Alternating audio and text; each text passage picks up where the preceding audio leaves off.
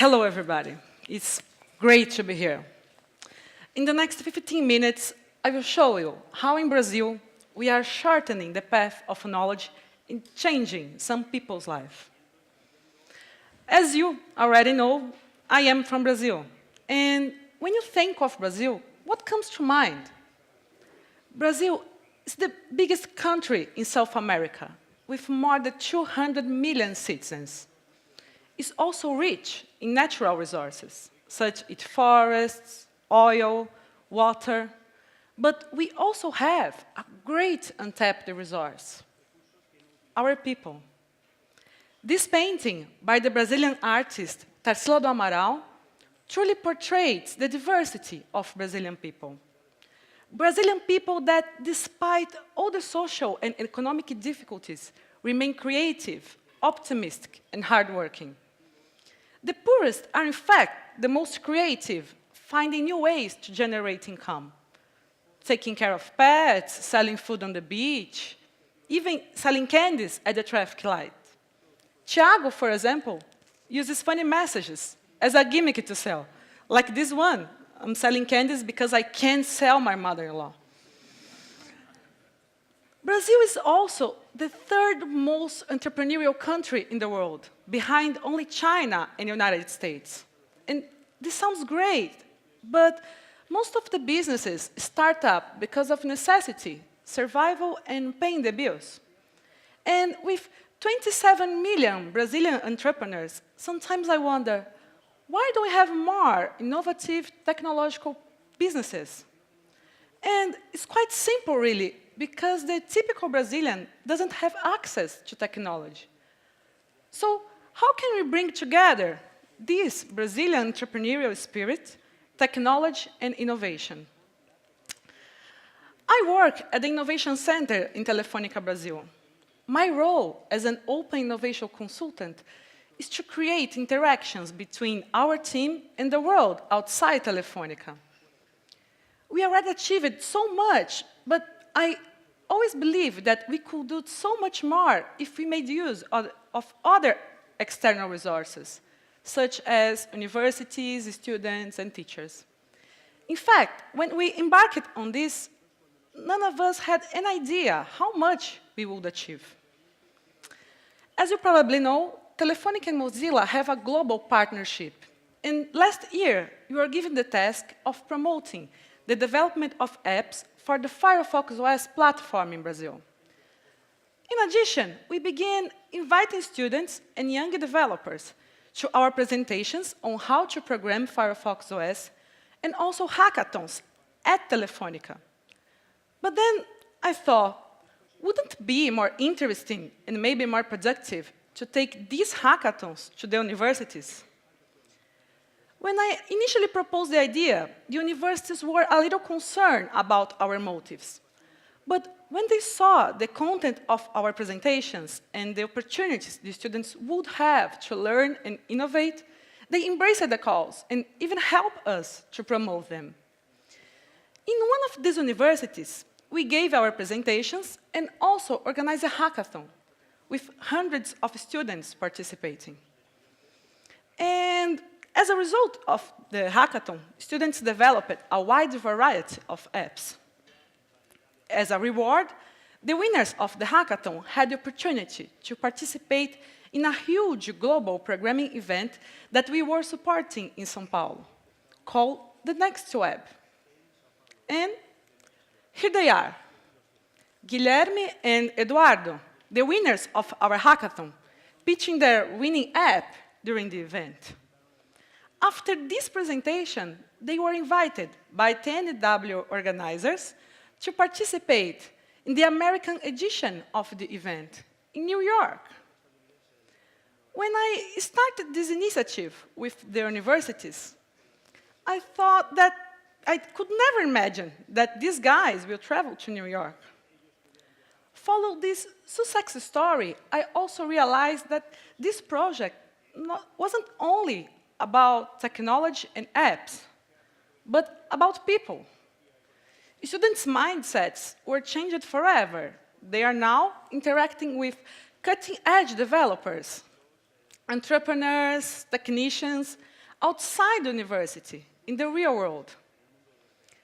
This whole experience also reminded me of my time as a student, arriving home completely exhausted after a long day at work and then university. Today in Brazil, 80% of students have to juggle working full-time and study at night in order to support their families. This is a common scenario. So I could empathize with many students that I met. This reality that they confront every day is very close to my heart. But I was only able to achieve this thanks to our amazing team, our very own team of superheroes. Let me show you what they accomplished. When we started this process with universities at Telefonica, we had 60 students participating of our hackathons. When we went out to the universities, more than 1,000 students watched our presentation in 10 different universities. From that, over 40% attend on our hackathons. And more than 50 new apps were created. This allowed me to take this idea one step further. I started projects with the two most prestigious engineering universities in Brazil. At one, we gave lectures on teaching mobile device programming as an integral part of their curriculum. And in the other, we are opening in October a research center where technicians, postgraduate students, and our professionals from Innovation Center in Brazil, we work together in Internet of Things projects. After these initiatives, I thought, why not to bring our presentations and hackathons to an unlikely place? Telefonica Foundation in Brazil has a project in Santa Cruz de Cabralha, in Bahia. Cabralha was the first place where the Portuguese landed in Brazil. A small fishing village in the coast of Bahia, and the place where the German soccer team chose to stay during the World Cup in order to appreciate some of our natural wonders. To give you one idea of the sheer scale of Brazil, the distance between São Paulo, my home city, and Cabralha is equal to the distance between London and Moscow. This project in Cabralha is called Fishing with 3G. Telefonica started initially put up antennas providing 3G connection. This gave this community, for the first time, access to internet. Telefonica also developed an app to help the fishermen to improve the management of production and to increase their sales. And also create a study center where teenagers can learn how to program and create digital content for websites, blogs, and social networks. These teenagers from this study center doesn't have computers, smartphones, or video games. The closest university to Cabralha is, by car, 4 hours away. I saw there was a possibility to provide these students with a more practical training on how to program an app for the Firefox OS. So we gave them a real app project to develop an app for the promotion of the tourism in the city. This was not only benefited the students, but also the local economy. To get this project off the ground, we gave 9 online classes by Skype and 2 on-site classes. And it was amazing to see their dedication during this learning process. They were so involved that they ended up investing far more hours than we expected. And when we were in the middle of this process, I told them that if they finish the app by the time frame of the classes, there would be a reward. A trip to the city of Recife to participate in promoting their app on stage at the campus party Recife.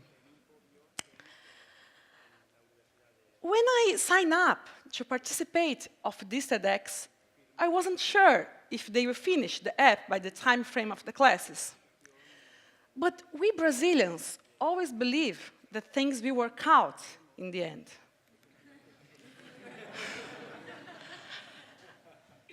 Sometimes we are wrong. But thankfully, in this case, these children were more successful than our football team. They finished the app, and here they are, presenting their app on stage at the campus party. The presentation was a huge success.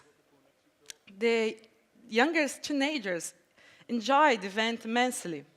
And this is the app, 100% created by them. The group also created a logo and named the app Raio. Raio meaning sunrise in one of the indigenous languages in the region of Cabrelia. In one of these tribes lives one of our developers, Wilson. This is Wilson.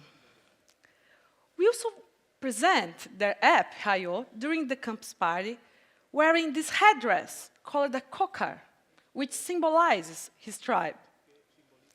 Just to illustrate his commitment to our classes, he used to walk 8 kilometers and catch a boat to watch our classes. He's a fisherman's son. Before our learning and teaching process, his only possibilities was involving fish.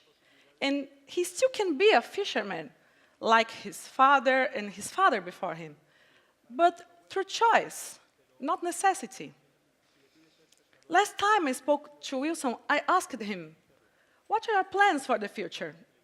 And he said, this is only the first app that I want to develop in my career as a developer. There is a famous sentence. It says, give a man a fish, you feed him for a day. Teach him how to catch a fish, and you feed him for a lifetime. I truly believe that technology is the new fish.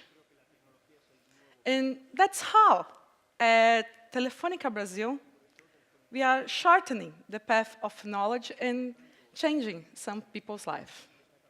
Thank you.